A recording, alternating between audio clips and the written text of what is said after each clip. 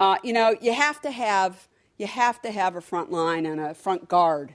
So put people out there that are out finding out what's going on, and that's frankly what my team does. That's part of meeting with 600 startups. That's part of really being out here and what's percolating, what's happening on big data, where's the cloud going, how is that going to impact the way companies work. So that becomes really important. It's trust your gut. It's so funny and frustrating to me that I think our educational system has drummed out of you the concept of your intuition.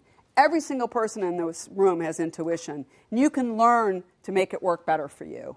So in the work that many of you are hoping to do, it's important. When it feels right, it usually is. So learn to trust that feeling.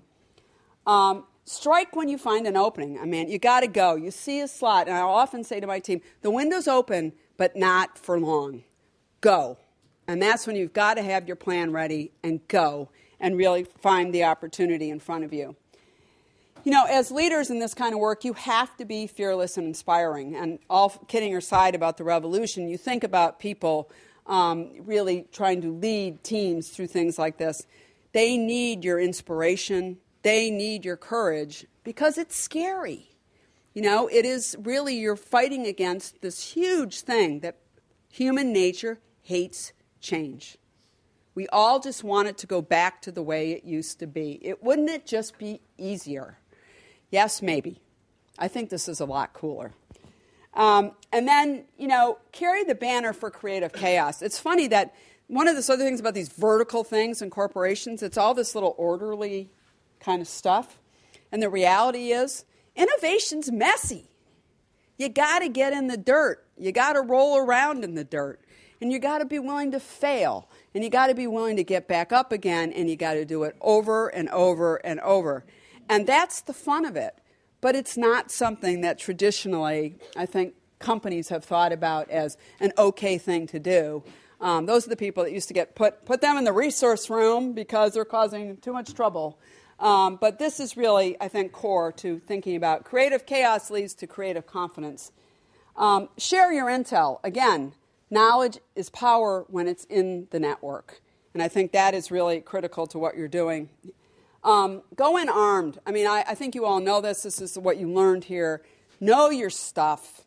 Think through what the unintended consequences. When my guys say, what should I do? I'm going ready. I'm going in for this big pitch. What are the unintended consequences? If you can get good at thinking about that, it'll help you a lot as you think about really pursuing some of your dreams in this arena. Everybody goes through basic training.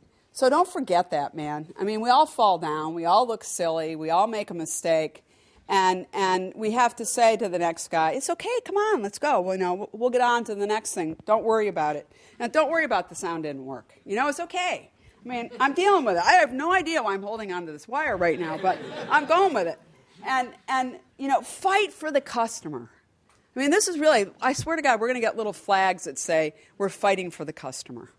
We really believe that. And in our team, and I believe you will see as the few years go by here, this will be the rallying cry, is really being able to demonstrate, not with words, but with real deeds, that is the case. And finally, you got to celebrate the victories, because the fighting is hard. We work really intently.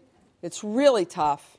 But it is the best work I've ever done. And my hope for all of you is you get to do the same.